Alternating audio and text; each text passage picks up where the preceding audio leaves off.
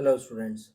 जैसा कि हम लोगों ने 2G सेलुलर सिस्टम के बारे में लास्ट वीडियो में पढ़ा था, आज हम लोग बात करेंगे 3G सेलुलर सिस्टम की। तो देखिए, 2G सेलुलर सिस्टम में जो मेन ड्रॉबैक था वो ये था कि यू कैन से कि main drawback in 2G cellular system, main drawback जो था इसमें 2G सेलुलर सिस्टम में वो ये था कि डाटा का जो ट्रांसमिशन था वो बहुत स्लो था। Data transmission was very slow. तो इसलिए 2G के बाद उसमें फर्दर डेवलपमेंट किए गए, तो वो जो प्रोटोकॉल आया उसको यू कैन से आप उसको 2.5G सेलुलर सिस्टम कह सकते हैं। सेलुलर सिस्टम कह सकते हैं। 2.5G सेलुलर सिस्टम में क्या था कि 2.5G सेलुलर सिस्टम में प्रोटोकॉल उसने यूज किया कौन सा, EDGE, EDGE। EDGE protocol was used in 2.5G cellular system, जिसमें एज का मतलब क्या था, enhanced data over GSM evolution, over GSM evolution. ठीक है, तो इससे क्या हुआ कि डेटा ट्रांसमिशन की स्पीड बढ़ाई गई। अब इसके अलावा इसने क्या किया कि it used different technologies to increase data services over 2G network. ठीक है, तो 2G नेटवर्क से बेटर करने के लिए इसने डिफरेंट टेक्नोलॉजीज का यूज किया 2.5G सेलुलर सिस्टम में। और कौन कौन सी टेक्नोलॉजी थी, एक तो थी आपकी CPCD। इसका मतलब क्या था, cellular digital packet data, cellular digital packet data. इस टेक्नोलॉजी का यूज किया सर्विसेज इंक्रीज करने के लिए। इसके अलावा HSCSD, high speed circuit switch data,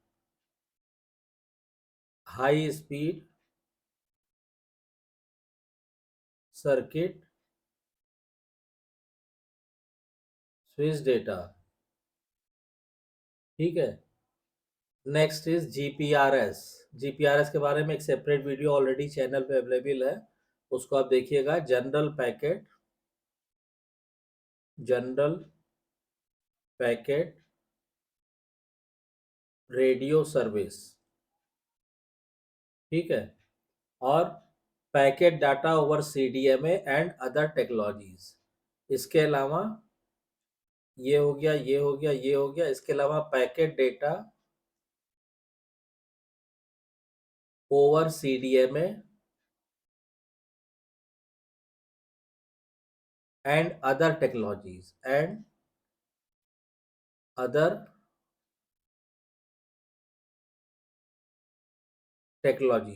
ठीक है, तो इन टेक्नोलॉजीज का यूज करके डेटा ट्रांसमिशन की स्पीड बढ़ाई गई 2G सेलुलर सिस्टम में, और उसको कहा गया 2.5G cellular system.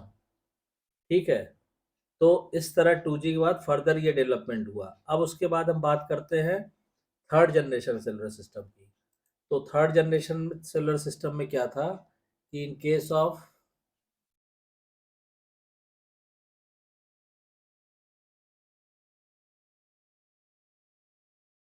3G cellular system, इसमें क्या था कि the third generation mobile system और 3G is used to represent a number of cellular systems and their associated standards.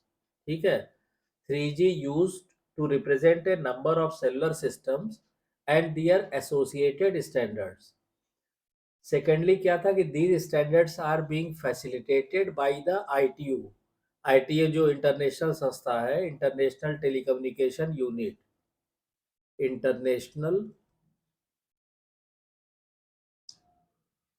Telecommunication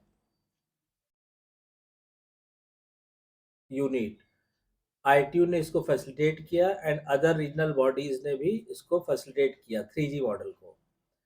उसके बाद इन लेट 1990s के लेट के ईयर्स में ITU formed IMT 2000 forum, ITU ने क्या किया, एक फोरम बनाया IMT 2000 के नाम से। इस नाम से एक फोरम बना दिया, और इसको बनाने का पर्पस क्या था कि to address mobile telecommunication needs. ये फोरम क्या करता था कि जो भी मोबाइल टेलीकम्युनिकेशन नीड्स थी उनको ये हैंडल करता था, एड्रेस करता था। तो टू, यहाँ पे लिख सकते हैं आप, to address mobile communication needs. IMT 2000 का ये काम था। अब इसमें क्या है कि अगर हम 3G development on a global level पे अगर हम बात करें, तो इसको आप ऐसे शो कर सकते हैं कि मान लीजिए आपने कहा कि से ये तो हो गया हमारा IMT 2000, ठीक है। उसके बाद जो और बॉडीज थी, से मान लीजिए हमने कहा कि 1, 2, 3, 4, और ये हमने बना दिया 5।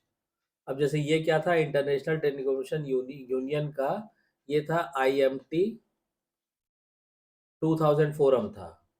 अब इससे यूरोप, जापान, अदर कंट्रीज कैसे जुड़े हुए थे, तो मान लीजिए हमने पहले बात किया यूरोप का, ठीक है। तो यूरोप में जो भी आपके फोरम थे, जैसे आपका ETSL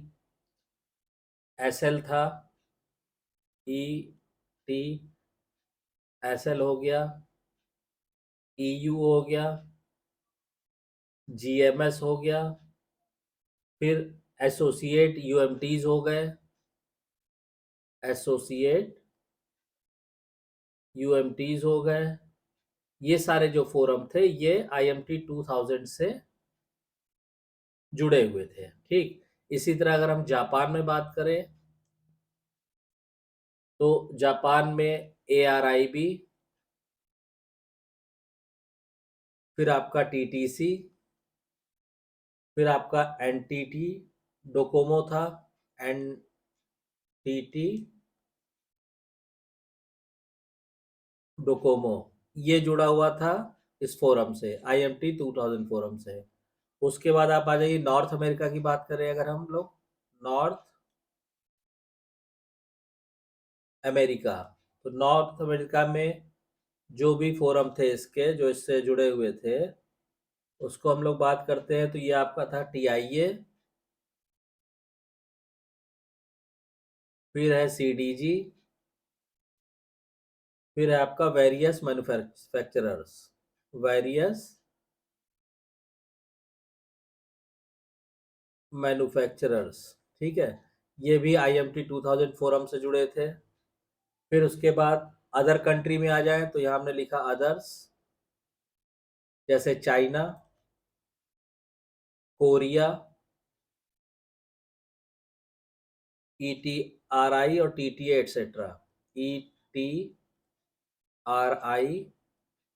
TTA एटसेट्रा, ठीक। और उसके बाद और जो ग्रुप थे, जैसे 3GPP, 3GPP2, 3GPP2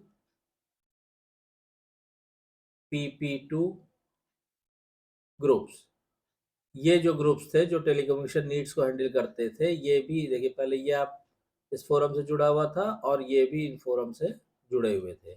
तो ITU ने, इंटरनेशनल टेलीकम्युनिकेशन यूनिट ने, ग्लोबल लेवल पे टेलीकम्युनिकेशन नीड को एड्रेस करने के लिए एक फोरम बना दिया, और अलग अलग कंट्रीज, अलग अलग रीजन के जो भी टेलीकम्युनिकेशन हैंडल करने वाली एजेंसीज थी, वो उससे जो है जुड़ गई, ठीक।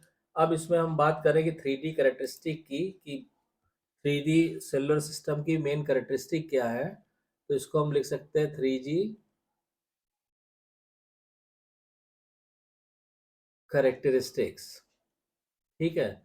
अब इसमें वन बाय वन करके हम लोग बताते हैं आपको। तो देखिए, पहला क्या था कि permits high speed data transfer, second ये अलाउ हो गया global roaming, third advanced digital services, fourth था able to work in different operating environments, next providing bandwidth on demand, और लास्ट जो करेक्टरिस्टिक थी वो ये था कि मल्टीपल साइमल्टेनियस कनेक्शन।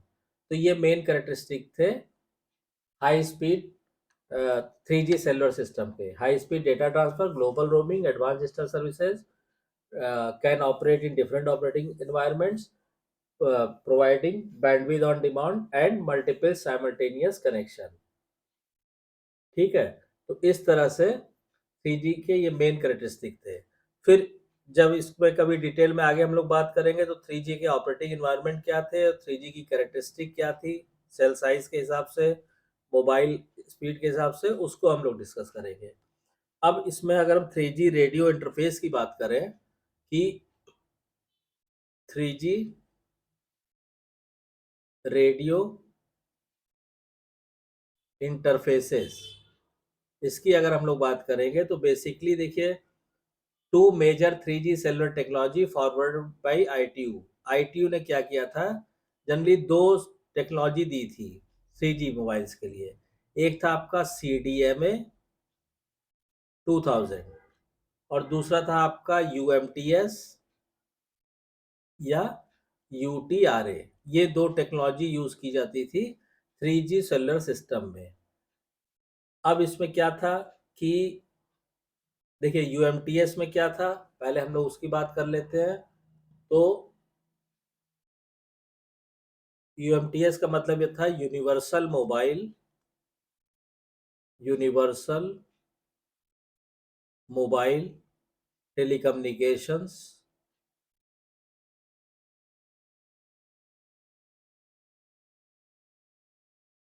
सिस्टम्स। ठीक है, इसमें क्या था कि पहली बात तो ये कि it was a evolutionary pathway to 3G for GSM mobiles. Second, it used 2 gigahertz band. Next is it used combination of wideband CDMA technology and TDP and TDD/FDD. Next is it supports symmetrical and asymmetrical services. And the last is time division synchronous CDMA is new technology proposed by China Wireless Telecommunication Standards। तो ये इसके main feature थे UMTS के। उसके बाद CDMA आया। CDMA पे detailed lecture already जो है अवेलेबल है चैनल पे। तब भी मैं इसके इंपॉर्टेंट पॉइंट्स यहाँ पे आपको बता दे रहा हूँ कि TDMA में क्या था कि it was supported by telecommunication industry association and by CDMA development group. It supports data services up to 2 Mbps, 2 Mbps, multimedia services and different radio link bandwidths. अब CDMA 2000 में एक चीज थी कि CDMA 2000 में जो है वो दो पर्पस के लिए यूज किया था। अगर आपको केवल डाटा के लिए करना है तो IXEV-DO, ये क्या था, ये केवल डेटा के लिए था, डाटा ऑनली। और IXEV-DV ये किसके लिए था, ये डाटा और वॉइस दोनों के लिए, डाटा एंड वॉइस दोनों के लिए था। इसमें जो डेटा रेट्स था that was use up to 2.4 Mbps on downlink and 153 kbps on uplink, leading to MP3 and video conferencing possible. तो इसमें CDMA 2000 में MP3 और वीडियो कॉन्फ्रेंसिंग ये पॉसिबल हुआ, ये यूज किया जाने लगा। उसके बाद एक और आपका था जो एज अभी हमने बात किया था, एक और जो टेक्नोलॉजी थी 3G की वो थी UWC 136/एज। ये जो टेक्नोलॉजी थी इसमें क्या था कि it was developed by wireless communication consortium for evolution of NA TDMA cellular system. तो ये जो UWC-136 था, एज जो था, ये डेवलप किया गया by wireless communications consortium for evaluation of NA-TDMA cellular system. So this was all about the complete story of 3G cellular system. अब इसके बाद हम लोग 4G सेलुलर सिस्टम की बात करेंगे नेक्स्ट लेक्चर में। तो आज के लेक्चर से रिगार्डिंग अगर कोई डाउट्स या कंफ्यूजन है तो प्लीज कमेंट लाइन में कमेंट करके लिखिए। और अगर वीडियो कंटेंट पसंद आ रहा है तो वीडियो को शेयर कीजिए, लाइक कीजिए, चैनल को सब्सक्राइब कीजिए और नोटिफिकेशन बेल को जरूर ऑन कर दीजिए ताकि नेक्स्ट वीडियो की इन्फॉर्मेशन आपको टाइम से मिल सके। Thank you.